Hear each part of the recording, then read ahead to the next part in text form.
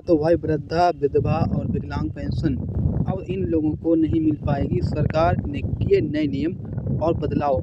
2025 में कौन-कौन रहेगा इसके इस पेंशन से बाहर? भारत सरकार ने नए नियम लागू किए हैं।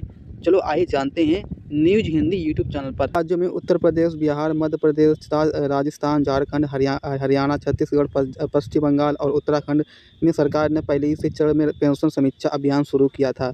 इसके तहत हर पंचायत और वार्ड स्तर पर एक सूची बनाई जा रही है, जिसमें पुराने पेंशनधारी की जानकारी सत्यापन की जा रही है। जिनके पास डॉक्यूमेंट्स अधूरे पाए जा रहे हैं, उनकी पेंशन तुरंत रोक दी जा रही है। उदाहरण के लिए मान लीजिए, अगर उत्तर प्रदेश सरकार ने बताया है कि जिन लाभार्थी के आधार और बैंक खाता लिंक नहीं है, तो ऐसे में उनकी पेंशन अस्थायी रूप से रोक दी जाएगी। इसके बाद वृद्धा और पेंशन नियमों में बदलाव। अब जैसे कि वृद्धा पेंशन का लाभ केवल उन्हीं बुजुर्गों को मिलेगा जिनकी 60 वर्ष उम्र है। अधिक उम्र है तो जिनकी जैसे पारिवारिक वार्षिक आय 1 लाख रुपये से कम है।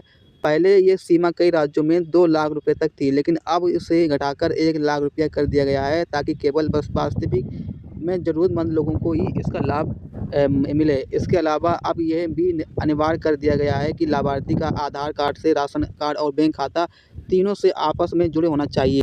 जिनके खाते निष्क्रिय पाए जाएंगे उनको सूची से बाहर हटा दिया जाएगा। ये तो हो गए वृद्धा पेंशन वाले। अब बात करते हैं विधवा पेंशन वालों के लिए।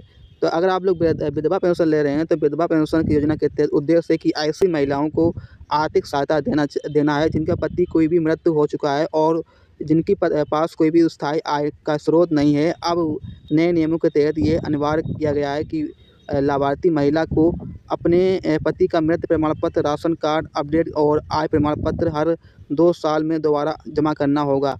इसके अलावा यदि विधवा महिला ने दोबारा विवाह किया है, तो उसे अब उसे स्रोत होगा। अगर आप लोग विकलांग पेंशन ले रहे हैं, तो विकलांग पेंशन में कुछ नया नियम लागू हुआ है।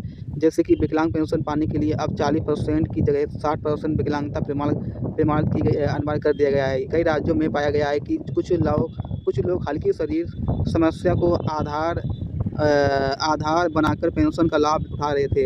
अब केवल वही व्यक्ति इस योजना का पात्र होगा जिनकी विकलांगता का स्तर चिकित्सा बोर्ड द्वारा प्रमाणित 60% होगा, उसी को ये लाभ दिया जाएगा। इसके अलावा इसके साथ पेंशन प्राप्त करने वालों को विकलांग व्यक्ति को हर 3 साल में अब साथ ही सभी लोगों को वृद्धा पेंशन और विधवा पेंशन और विकलांग पेंशन आधार और डीपीटी से लिंक अनिवार्य हो गया है। सभी राज्यों ने निर्देश किया है कि अब पेंशन सीधे बैंक खाते में जाएगी, किसी भी गलत आदमी के हाथों में नहीं पड़ेगी और कर्मचारी को नकद भुगतान की अनुमति देगी। जिनका आधार लिंक, बैंक खाता सत्यापन या केवाईसी पूरा नहीं हुआ है, तो उन्हें सूची से बाहर हटा दिया जाएगा।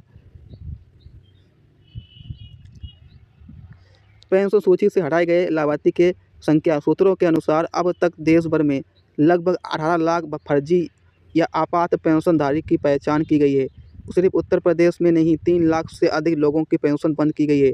बिहार में 1.2 लाख और मध्य प्रदेश में 1.5 लाख, राजस्थान में 90,000 और झारखंड में लगभग 60,000 लाभार्थियों के नाम सूची से हटाए गए हैं। सरकार का कहना है कि सिर्फ हम असली ज़रूरतमंद लोगों को इसका लाभ देंगे। केंद्रीय ग्रामीण विकास मंत्रालय ने बयान जारी किया है कि यह कदम गरीबों और हित मंत्रालय ने कहा है कि हमारा लक्ष्य है कि किसी भी हक छीनना नहीं है, बल्कि सुनिश्चित करना है कि सरकारी धन केवल असली पात्र लोगों के पास ही पहुंचे। जो अपात्र पाए जाएंगे उन्हें स्वतः सूची से हटाया जाएगा, ताकि कोई भी उनकी जगह से असली ज़रूरतमंद लोगों को शामिल किया जा सके। क्या करें अगर आपकी पेंशन बंद हो गई है? तो यदि किसी व्यक्ति की पेंशन रोक दी गई है, तो आप लोग अपने घबराने की ज़रूरत नहीं है। आप लोग ऐसे लोग अपने ब्लॉक कार्यालय या फिर ग्राम पंचायत या स्तर सामाजिक कल्याण विभाग में जाकर वहाँ से चालू करा सकते हैं। इसके लिए आपके पास आधार कार्ड, बैंक खाता, राशन कार्ड और सभी डॉक्यूमेंट्स लेकर जाएँ। आपका दोबारा तो आशा करती है वीडियो आपको बहुत पसंद आई। वीडियो को लाइक करें और हमारे यूट्यूब चैनल को सब्सक्राइब करें। Thank you.